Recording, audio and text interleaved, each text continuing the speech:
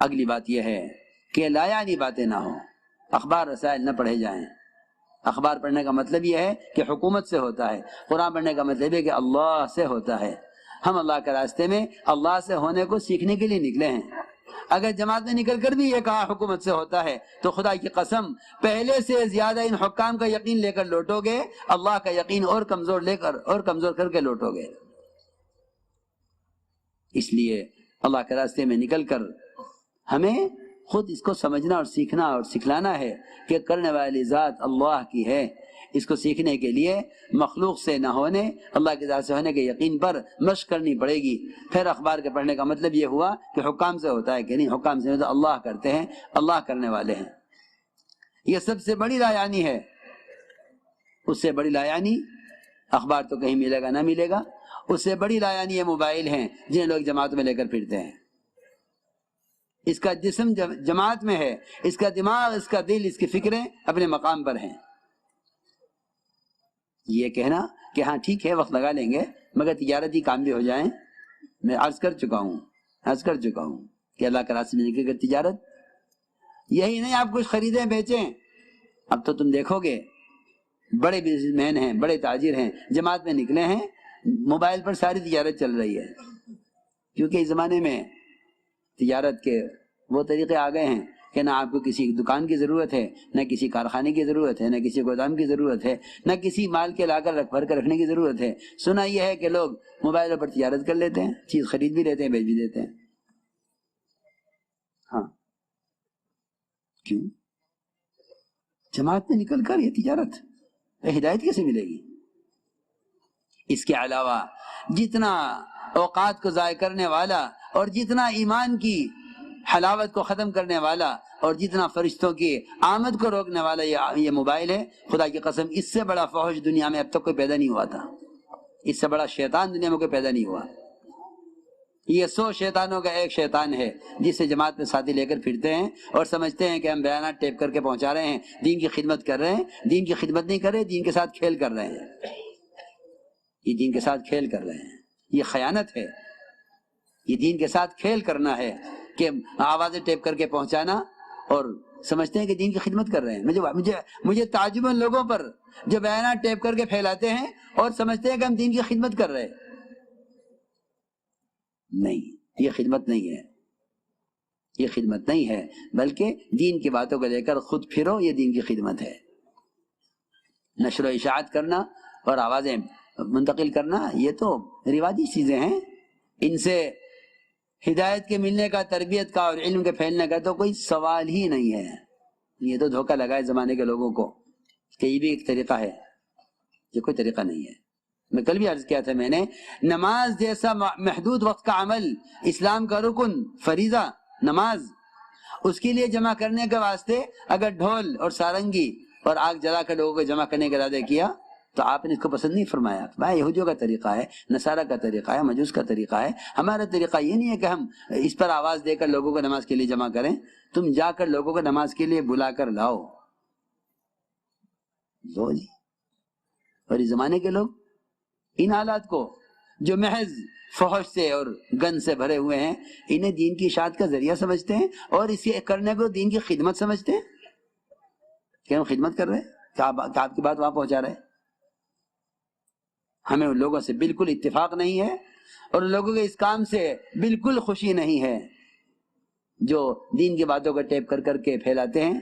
یہ طریقہ نہ اسلام کا ہے، نہ سنت کا ہے، نہ یہ دعوت کا مزاج ہے۔ ہمارے جیسے کہ ملفوظات میں ہے کہ ہمیشہ اس کام کو آلات اور رواجی شکلوں سے، اخبار اور رسائل سے اس کام کو بچانا ہے، کیونکہ اس کام کا مقصد احیاء سنت ہے اور یہ چیز خلاف سنت ہے۔ بس سب بات ہے، لا یعنی باتیں ہرگز نہ کیجو۔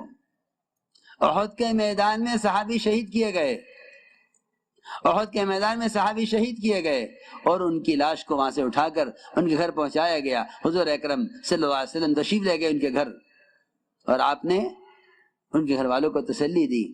ان کی والدہ بیٹھی ہوئی تھی لاش کے پاس، ان کے چہرے سے مٹی پہنچتے ہوئے کہنے لگی، میرے بیٹے تمہیں جنت مبارک ہو، تمہیں جنت مبارک ہو۔ آپ نے فرمایا ان کی والدہ سے، تم نے اس کو کیسے جنتی کہہ دیا؟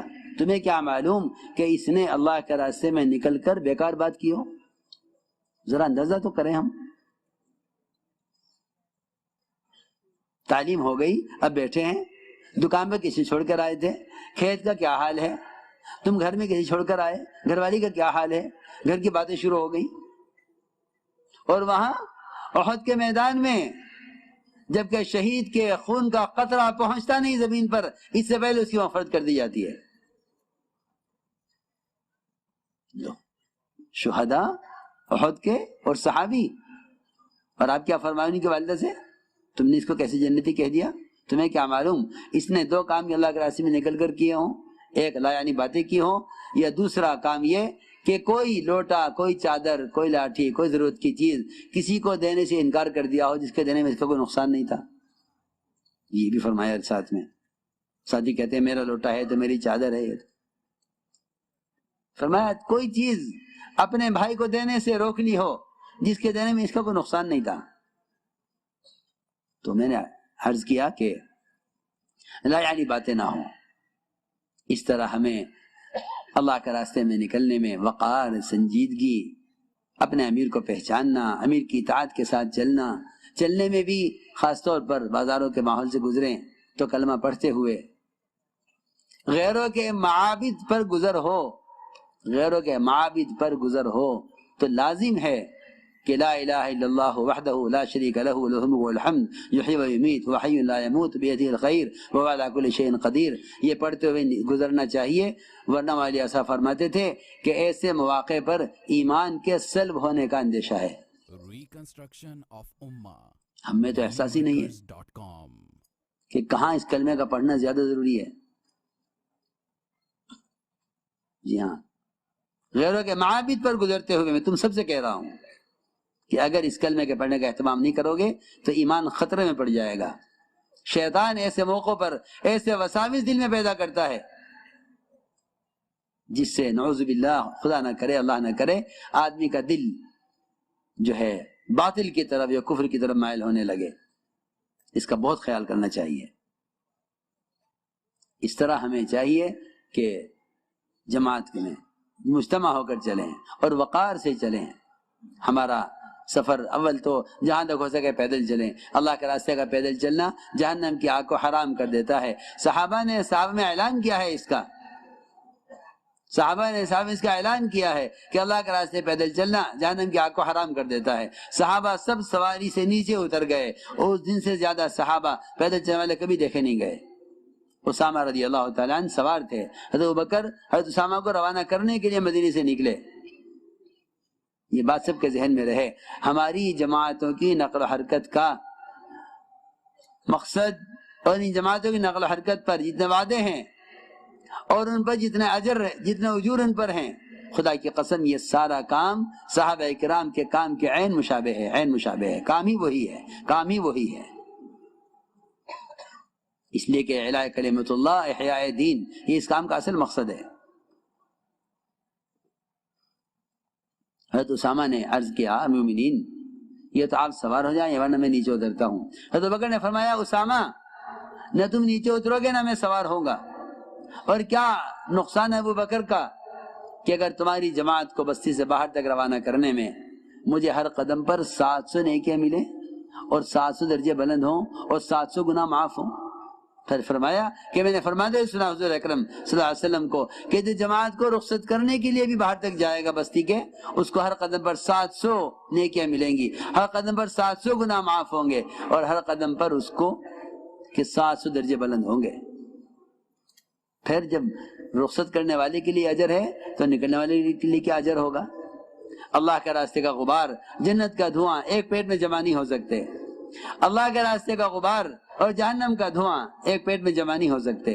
بلکہ حدیث میں فرمایا اللہ کے راستے کا غبار جو پیدل چلنے سے اڑے وہ جنت میں جنت کو حسن کو بڑھانے کے لیے بطور پاؤڈر کے استعمال کیا جائے گا. یہ بھی صحیح حدیث میں ہے.